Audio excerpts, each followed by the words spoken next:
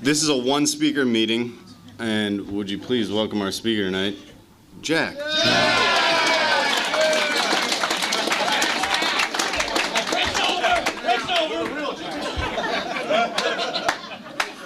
My name is Jack Rosenbaum, and I am an alcoholic. Is this a break? Richard, thank you so much for asking me to come share here. The Marina Center has always been a very special place for me. I've been coming here since I got sober on March 10th of 1980, and I used to come to meetings before the Marina Center was here. It used to be on Washington Boulevard at a nursery in the 70s when the judge thought I was an alcoholic. And you know, it's 3 separate judges had sentenced me to Alcoholics Anonymous in the 80s, in the 70s. But what did they know, you know? And my wife and my mother each joined Al-Anon and got sponsors and worked the steps 4 years before I got sober. But what did they know, you know? I guess they realized if I walked like a duck and I quacked like a duck and I had feathers, I wasn't a chicken, you know? So here I am. On my own. And the interesting thing about the disease of alcoholism, it has to be self-diagnosed to be treated. And so my life is fabulous today compared to the way it used to be. I had 3 drunk drivings. I wet my bed on a regular basis. And I just want to let you know, I have not wet my bed once in 29 years. Let's hear it. All right.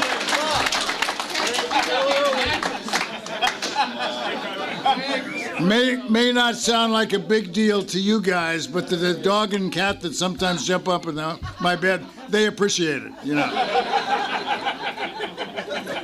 And at 77 years old, I guess I could get away with wetting my bed.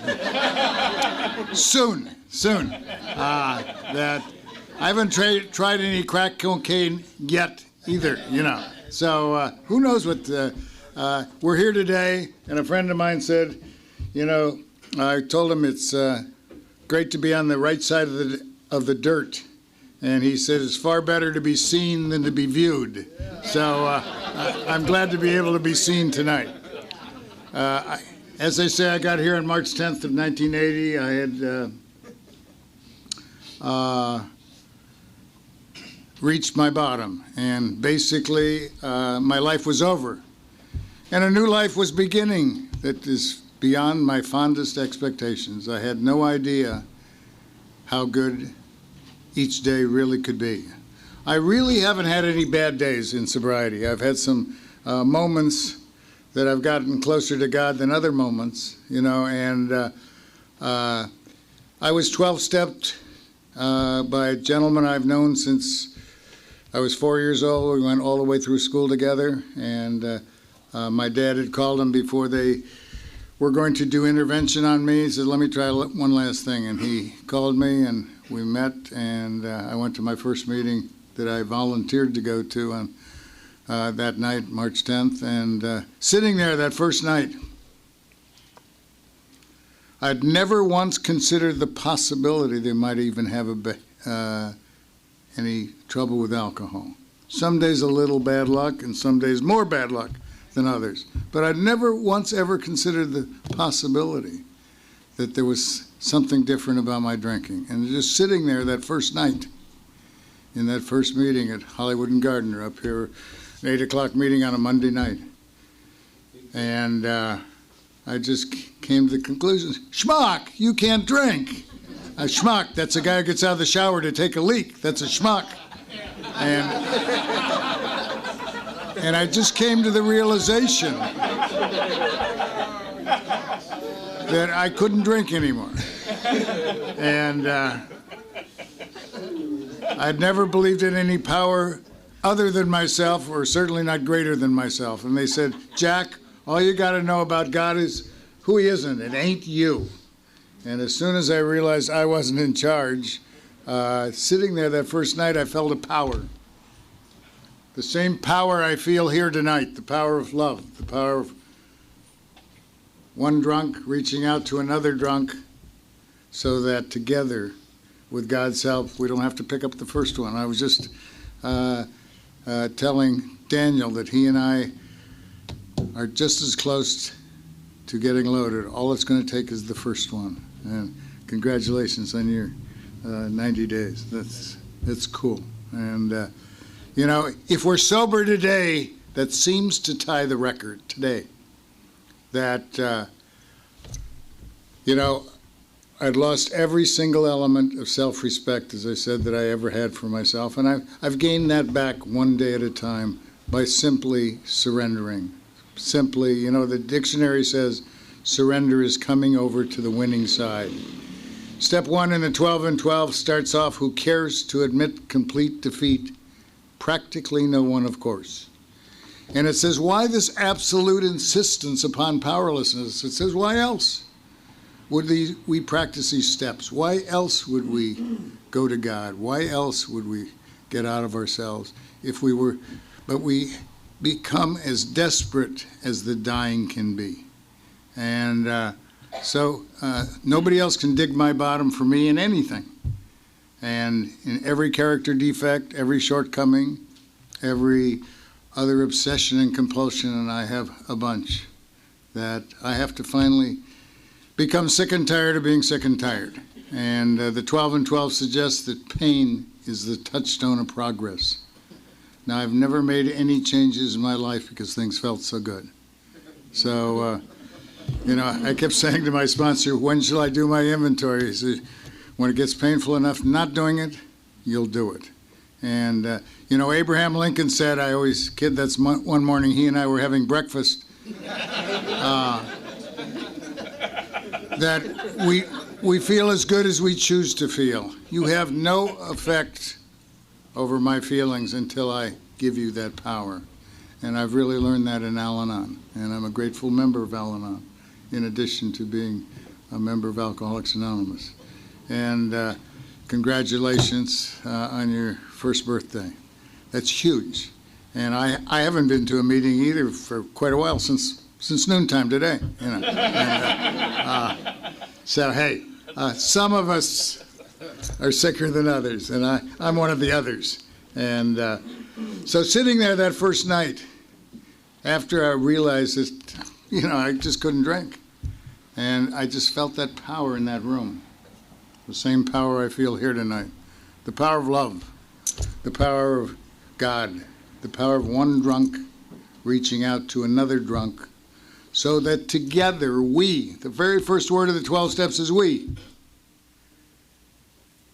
don't have to drink together, you know. And so I can't do it. I can't, but we can. So I just came to feel a feeling in that room. It was a much smaller room and a much smaller crowd. But again, you know, the 2+2 window over here at the church at LaGrange and Westwood Boulevard, the stained glass window says, God is love. And that's where I've started. My God is kind, my God is loving, my God is gentle, not Gentile, but gentle. And I always say he wants me to be happy, Jewish, and free. And which it says on page 132 of my book, 133. It says, 132 says, we are not a glum lot. We absolutely insist upon enjoying life. So if I'm not enjoying life, I'm doing it my way. I'm not doing it God's way. And I just wish for each of you who raised your hands as newcomers that you find this program and the 12 steps and this way of life to be so much more fun than drinking or drugging, or why should we stay if it's not so much better this way? I think, in my experience, this has been the easier, softer way. And again, my friend Lincoln said, if you always tell the truth, you don't need a good memory. So, you know, it's so much easier just to tell the truth. My grandfather used to say, guys like me, we're so crooked we don't lie straight in bed, you know. And so it's just easier to answer questions, yes or no, you know. I always say, you ask an alcoholic what time it is, we tell you how to build a watch. You know. And the book suggests that we are the creators of confusion rather than harmony. It says we go through people's lives like tornadoes. How'd they know that about me?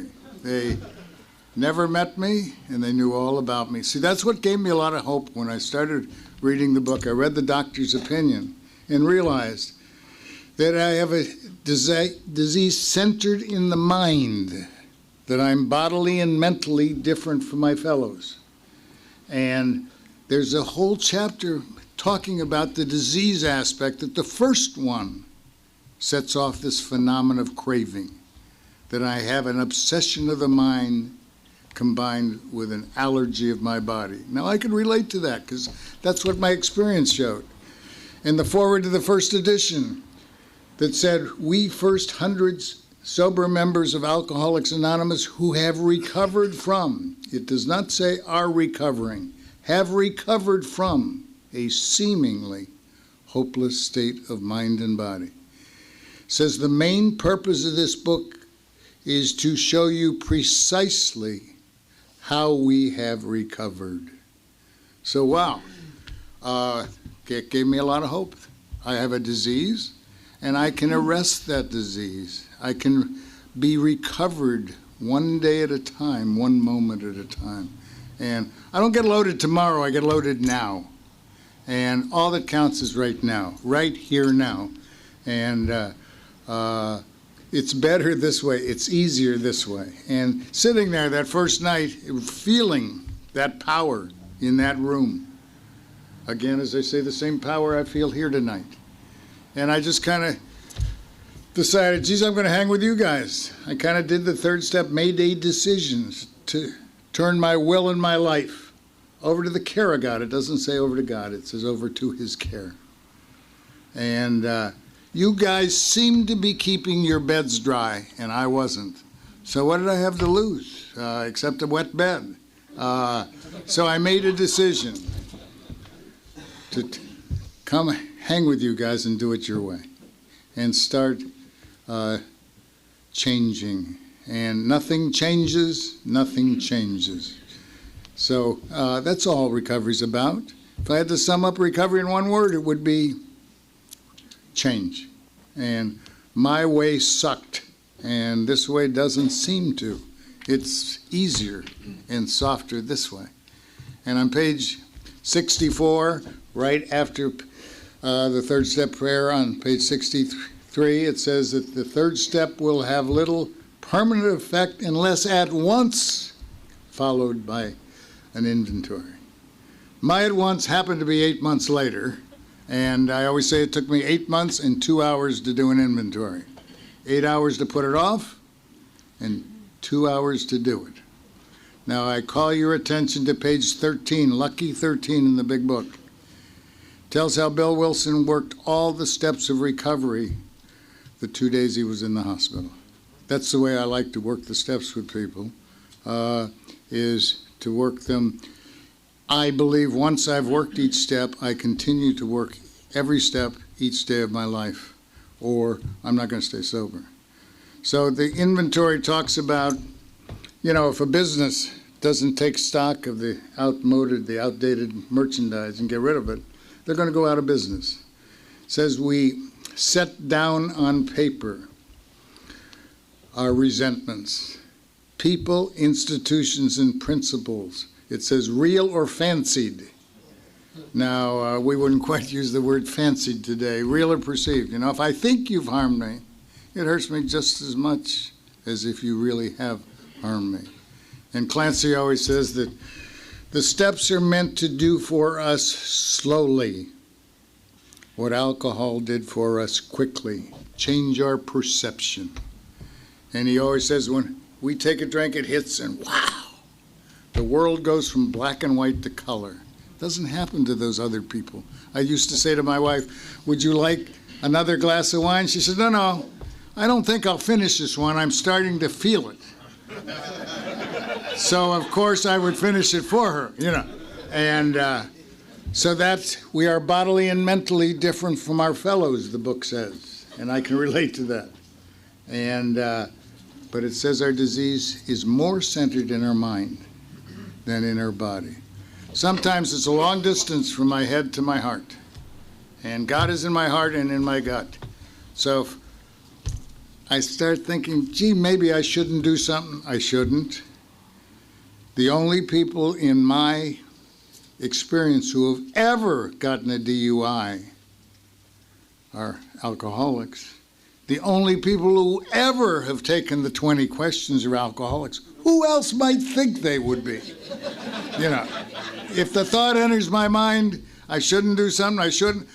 A virgin doesn't sit around and wonder if she's pregnant.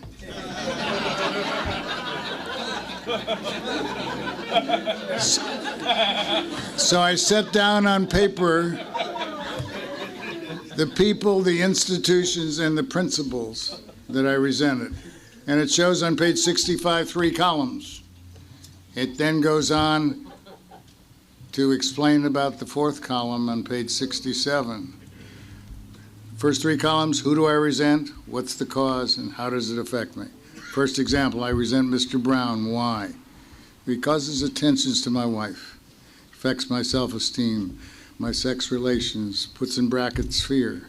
Maybe my part in that is if I'd been a little nicer to Mr. Brown, if I had spent a little more time with my wife, I wouldn't resent Brown for the time he was spending with my wife. The 4th column, then, is what could I have done differently? What could I have done instead? What's my part in each situation? Every resentment I've ever had or ever heard, 2 things have existed, or a combination of those 2 things. I had an expectation of a person, place, or thing, and all an expectation for me is to get out of the present and start assuming or expecting. And the second part, I didn't get my own way. Little kids have temper tantrums. We have temper tantrums in different ways. I always say, we may not have had the happiest childhoods, but we've certainly had the longest. So my part in the 4th column, and I'll only listen in a 5th step to a handful of resentments, because in the first handful of resentments, you're going to find, I found, that every one of my character defects came out. My selfishness, my self-centeredness, my lying, my cheating, my stealing, my expectations, my temper tantrums, my judgmentalness, my finger pointing, my playing of God. All these things came out in the first handful of resentments. To list 50 or 60 resentments, it's not to come up with a hit list. These are people I want to go get. It's to find out what are my character defects, so that I can get entirely ready to get rid of them in the 6th step, and then humbly ask God in the 7th step. And so I listed my resentments. Then on the second part of the inventory, it talks about fears. And fear, of course, is one side of the coin. Faith is the other. If I'm in one, I'm not in the other. If I'm in fear, I'm not in faith. If I'm in faith, I'm not in fear. And God didn't bring me this far to drop me. He wants me to be able to carry his message. We're all his little message carriers. He delivers it, but he needs us to carry it. So he didn't bring us this far to drop us. And so all I have to do is have faith and trust. And trust develops out of having faith. And it's like in step 1, we admit, and in Dr. Paul in the acceptance chapter, he said, until I could accept, on page 417 of the 4th edition or 449 of the 3rd edition, he said, until I could accept my alcoholism, I could have no sobriety at all. And then the book says, until I could admit to my innermost self that I was an alcoholic, there could be no recovery. So as part of my inventory, I looked at my fears. And basically, I never thought I had any fears in my life. And my entire life is fear-based. Fear that you'll get in too close, and that you'll find out that I'm just a guy I sponsored years ago used to say we all suffer from piece of shitism. And that basically whatever it is, I don't think I've done it soon enough or well enough, and so I have a great fear of your getting in too close. I want to be like the Wizard of Oz, all smoke and mirrors, just looking good, like a movie set. Beautiful in the front, just propped up from the back. If I had my way, I'd live in a castle with a moat of water around me to keep you away. And that wasn't then, that is now. That, hey, until I get my keys down and get a cup of coffee and stake out my territory at a meeting, and I go to 15 to 20 AA meetings a week. And then I kind of feel a little more, and I'll walk up to people, and, common courtesy, I'll go to the log cabin in the morning, and I know many of the people that go there, and if I could walk up to 3 or 4 or 5 people, and they're talking, common courtesy, respect, they stop talking, so I can say hello to them, and they can say hello to me. Right away, my head goes, they're going out for breakfast afterwards, they don't want the old fart to know about it, and so that's my disease, telling me that I don't have a disease. And the major symptom of our disease is denial. And denial is more than a river in Egypt. And so I wrote down my fears. And then the third place, it says, now about sex. It says we all have problems in the sexual area. We'd hardly be human if we didn't. Didn't just show Mickey's in my picture. It said we all. So is the cat. So I listed my sexual, where had I been selfish, dishonest, where had I aroused jealousy. And basically, I then put down some other secrets that I thought I was going to take to my grave with me. And I figured, well, I might as well, if you'll pardon the expression, let it all hang out, and get rid of it. And so, again, we're as sick as our secrets. And, the more I'm willing to just tell the truth, it's so much easier that way. And when I did my 5th step, the gentleman I did it with took 2 sheets of paper. One he wrote 8th step on. He listed the name of every person, place, thing, institution, principle, anything I resented, he listed on that piece of paper the 8th step. And then when we went over my 4th column, he listed on the 6th and 7th step page every one of my character defects that came out. We then burned my inventory, and watching it go up in smoke allowed me to realize that was then, this was now, and I could move on. And I had these 2 sheets of paper. The 8th step, it says, comes out of our inventory, so that was the beginnings of my 8th step. And then the lists I had of my character defects and my shortcomings, I could go over them. If I had not extracted that information, burning it, I would have lost it. So I have always burned every inventory I've ever written, and every 5th step that's ever been done with me, we've always burned it, but we've kept the necessary information on those 2 sheets of paper. And the book says, it talks about step 5, we admitted to God, ourselves, and another human being the exact nature of our wrongs. It does not say the exact details of our wrongs. So I have had really thorough and honest inventories that people have done on 1 or 2 pieces of paper with me. I've had other people come with stacks of paper. I said, can we set those aside?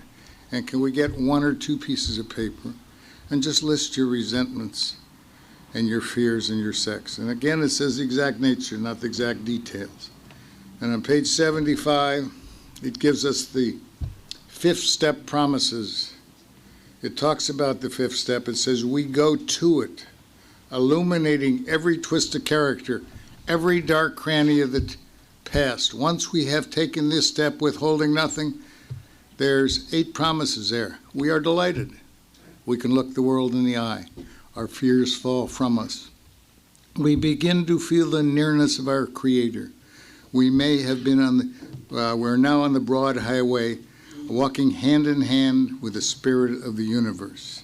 And this is what I cheated myself out of by waiting 8 months to do my inventory. If I would start sponsoring somebody today, I would hope that no later than a week from today we would be on step 9. And if not, sooner than that. And some guys in this room can attest to the fact that we've done it that way. And the book says we return home for an hour. 6 and 7, if you take longer than an hour, then you work from a different big book than I do. It says on page 75, we return home for an hour. At the bottom of the page it says, have we tried to make mortar without sand? Have we done a pretty good job? And if we still hold on to anything, it says we look in the book and go over the first 5 proposals, the first 5 steps on page 60. And 59, have I done a pretty good job? If I still hold on to anything, I ask God to help me get rid of it. Then I got down on my knees and said the 7-step prayer that's on page 76. And if you notice, the 3rd step prayer on page 63 does not have an amen after it. The 7-step prayer on page 76 does have an amen. So the 3 through 7 is a process. And I have that ability to work 3 through 7 and go on to 8 and 9 on anything that occurs in my life. So I got down on my knees and I said the 7-step prayer. Again, it takes an hour and to do 6 and 7, according to my big book. And that big book was first published in 1939. It's been translated in over 50 different languages.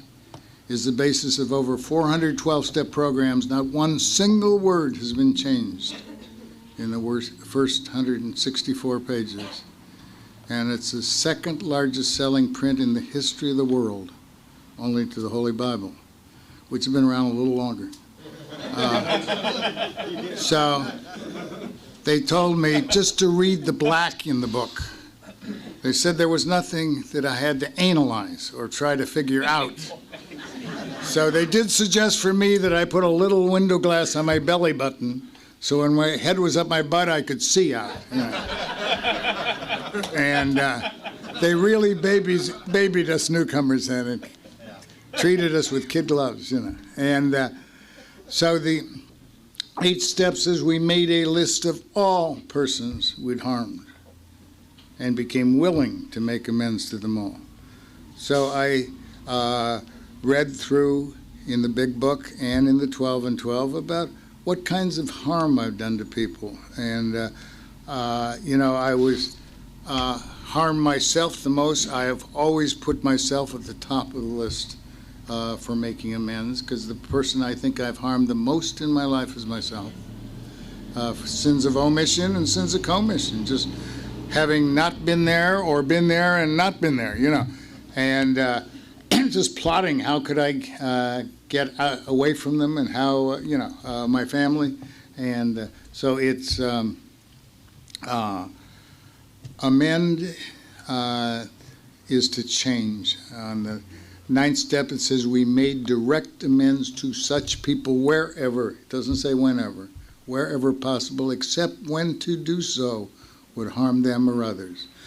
I have never once ever used the words I apologize or I'm sorry while making amends. I don't see those in the big book or the 12 and 12. I always use the words I need to make amends to you for, or I want to make amends to you for, because that reinforces for me to amend is to change. Amendments to the Constitution change the Constitution. So if I ripped you off for money, say, gee, I'm really sorry, I apologize, I got to pay you back. So it is very important that I face people eyeball to eyeball, if at all possible. And say, hey, I need to make amends to you for, or I want to make amends for you for such and such. And here is how I see I've harmed you.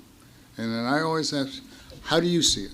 I always give people the opportunity to let me see their side, because, you know, I did a lot of things in blackouts, and I have a very convenient memory. They say ISM can stand for incredibly short memory, or I sponsor myself, or I, self, and me. See, Mickey's not the only one that can come up with those kind of things. Yes, that too.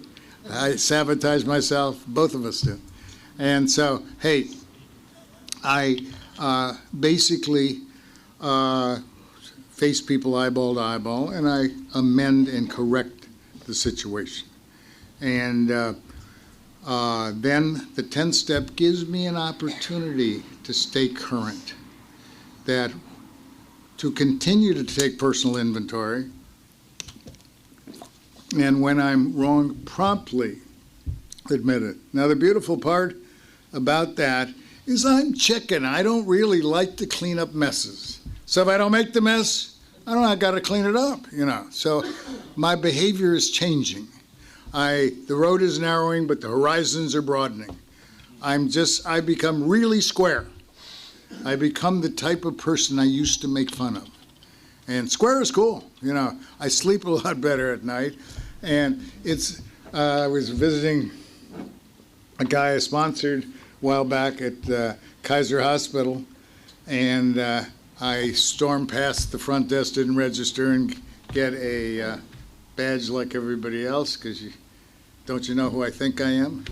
And so I went to get on the elevator, and the judge said, "Sir, would you mind registering and getting a little badge?" And I yelled out the F word really loud. And walking back to get, I said, "Jack, you can't treat people like that." So on my way back, after I'd gotten the little badge, I said to the security guard, "I really need to make amends to you for my behavior." He said, "Oh, you're a friend of Bill's, huh?" So we talked for a while. It was just something bad turned into something, and that's what's happened with my behavior and my disease. What used to be my biggest liability now becomes my biggest asset, my experience. And so everything I've ever done, and again, it says in the paragraph on acceptance from Dr. Paul, nothing happens in God's world by mistake, and I believe that. That if I didn't have to do this stuff, I wouldn't have done it. So I don't have to do a lot of that stuff again. One of the 9-step promises on page 84 says, "We will not regret the past, nor wish to shut the door on it." I don't regret anything I've ever done. I don't want to repeat a lot of the things I've ever done. I have a lot of guilt over things I've done, but I have no shame. And so there's no reason to ever have any shame, because I can make amends, I can clean up the messes that I've created.